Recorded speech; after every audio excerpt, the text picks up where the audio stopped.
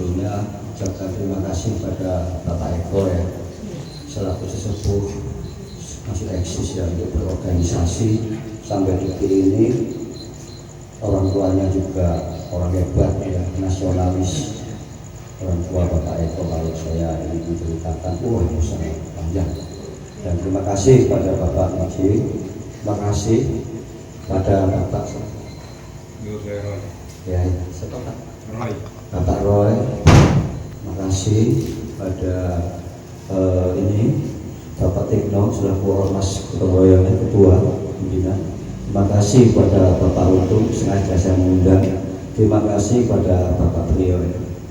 Jadi dan tidak lupa terima kasih semua pada rekan-rekan, dan ini belum terkumpul semua ya dari Cawapres ya, belum ya karena berhalangan mengingat ada suatu kegiatan yang harus dipersiapkan. Jadi saya menyimak sebentar dari apa yang disampaikan oleh Bapak Rijal selaku ketua atau pimpinan media Cawapres. Tidak mudah ya untuk mendirikan sebuah organisasi ya. Maaf saya artinya begini, tidak mudah mempertahankan sebuah organisasi ya. Kalau mendirikannya sangat mudah sekali, apalagi di usia yang ke-11 tahun ini. Jadi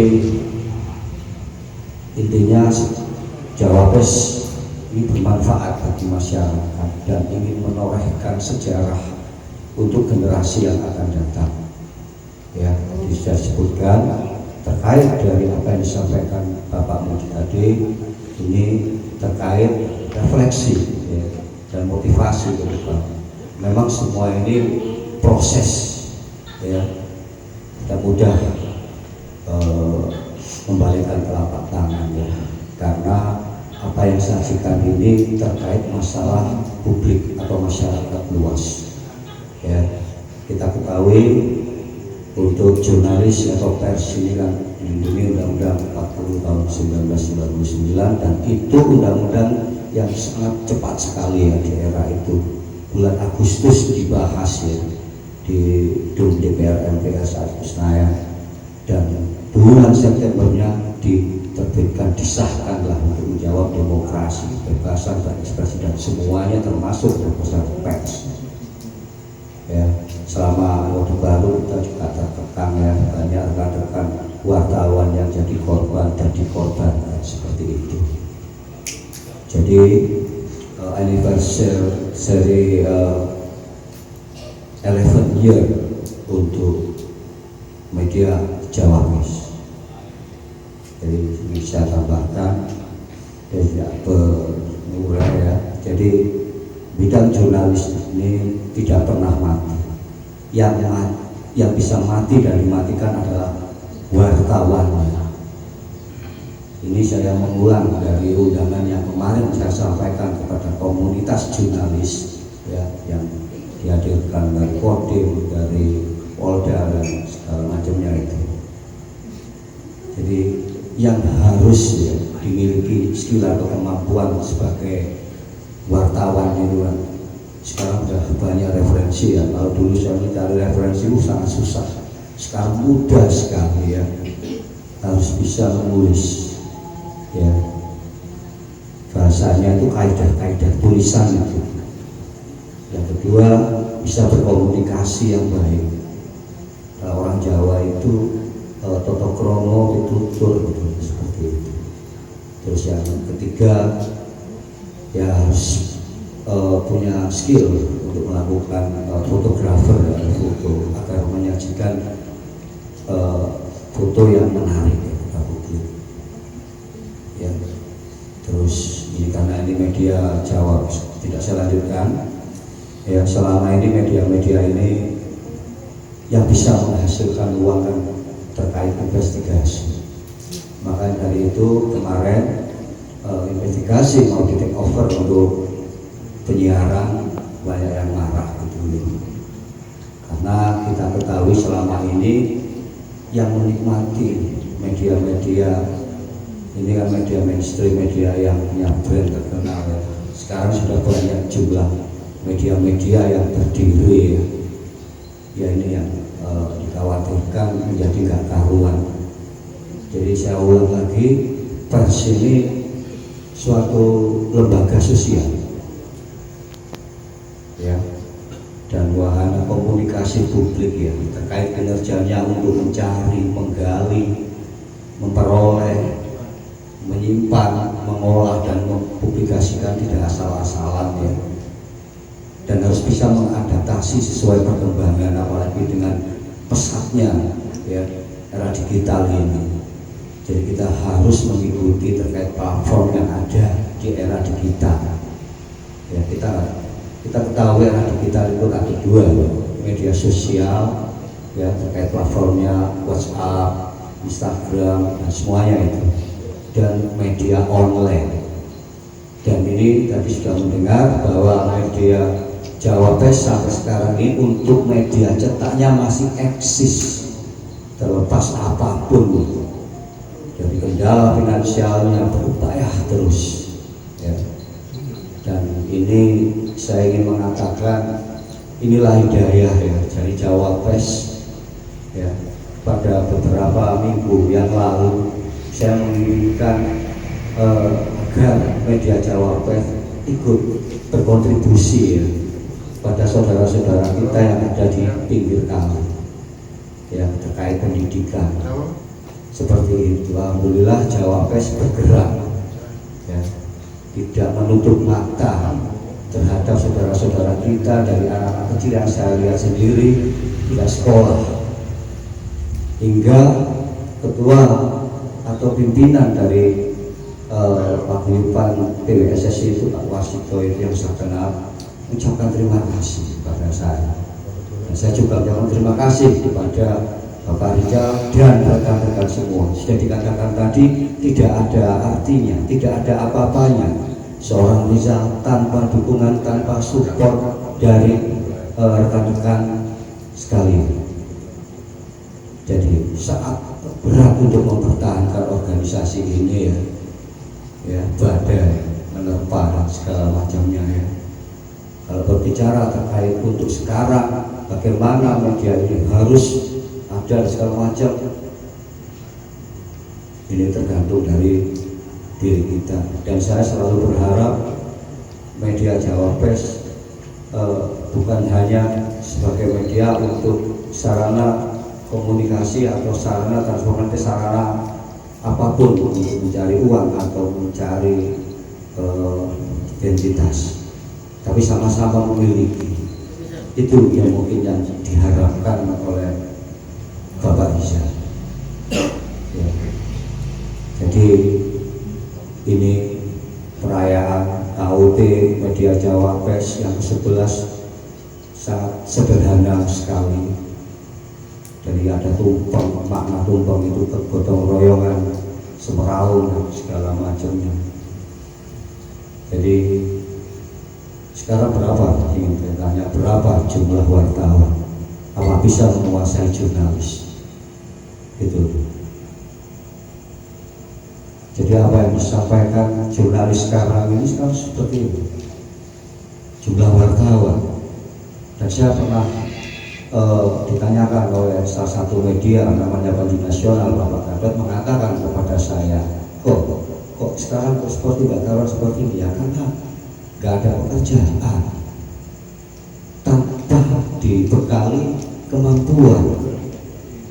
Makanya sekarang waktunya kita belajar dan belajar.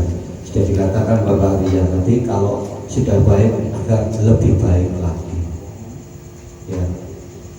Dan semua ini terletak pada aturan. Jadi saya ingat ya, dari Omnibus Law ini saya bersuara itu awalnya 89 perundang-undangan yang ada di Omnibus Law kan, hingga menjadi kebalut, menjadi meledak di Jakarta, termasuk undang-undang pers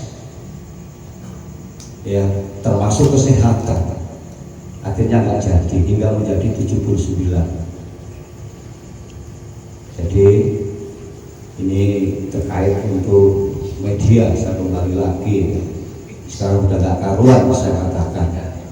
Dan Semoga media Jawa Press tetap solid ya, apalagi ini bawah kepemimpinan untuk Biro Surabayanya Bapak Eng atau Ismail.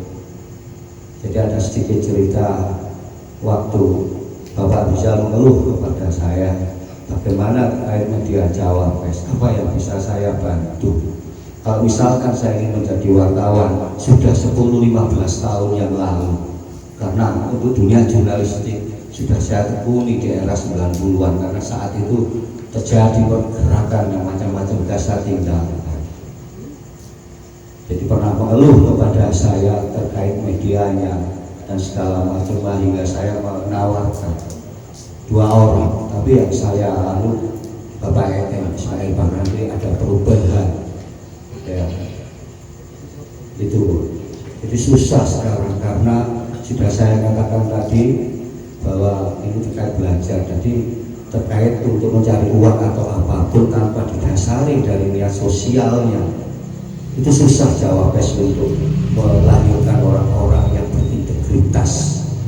Seperti komunitas jurnalis kemarin juga saya kritik ya, komunitas jurnalis tidak bisa mensejahterakan, gitu. Hanya bisa berikan edukasi tanpa tanpa batas. Harapan saya seperti itu, yang hadir juga dari beberapa daerah. Dan ini Jawa Press mempertahankan sampai seberapa lama untuk bertahan. Semoga transformasi perubahan dari bentuk, sifat dan fungsinya ini bisa menjadi refleksi atau renungan tersendiri bagi Bapak Rizal. Karena Bapak Rizal ini juga menaungi untuk LSM, untuk korupsi, juga bidang yang lain yang sungguh berat. Jadi itu yang saya sampaikan ya, karena saya nggak mau mengurai lebih gamblang lagi. Jadi terima kasih atas waktu dan tempatnya, dan tetap semangat. Sudah itu saja. Soal tema solidaritas menembus batas sama sudah bagus, itu penilaian saya. Dan semoga atau Ismail tetap semangat eksis. Kemarin juga sedikit ada gangguan, tapi itulah ujian dan godaan. Dan sampai Bapak saya mengatakan momen tidak tepat, saya tidak menginginkan pemahaman. Yang terpenting adalah saling memahami. Disitulah sinergitas ada, silaturahmi dan berbagi. Dan slogan saya tetap seger waras. Hingga saya dipaksa untuk tampil di media sosial. Padahal 2014 saya sekarang menjadi Dewan Ahlinya Wali Kota, saya harus tampil di media sosial. Saya nggak mau. Baru-baru ini saya tampil di media sosial di YouTube. Itu pun aja terlepas dari kesibukan saya, tanpa ada bayaran, seperti aksi demonstrasi yang saya lakukan untuk mendampingi siapapun tanpa ada bayaran. Itu tanpa bayaran. Bayangkan bisakah sampai melakukan seperti itu? Itu tergantung diri kita masing-masing. Makanya begitu saya datang ke sana, pasti ada yang mengenal saya. Itu.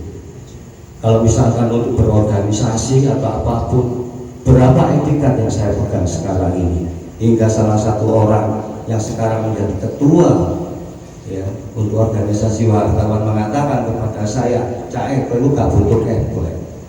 Bayangkan, dan saya ini siapa? Terus yang terjadi di lapangan, apa yang terjadi di lapangan, saya hingga minta bantuan ke saya untuk menyelesaikan.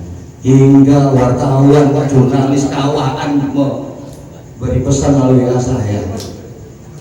Masalah di Hulu, masalah juga pertikaian terkait di lapangan untuk investigasi atau apa.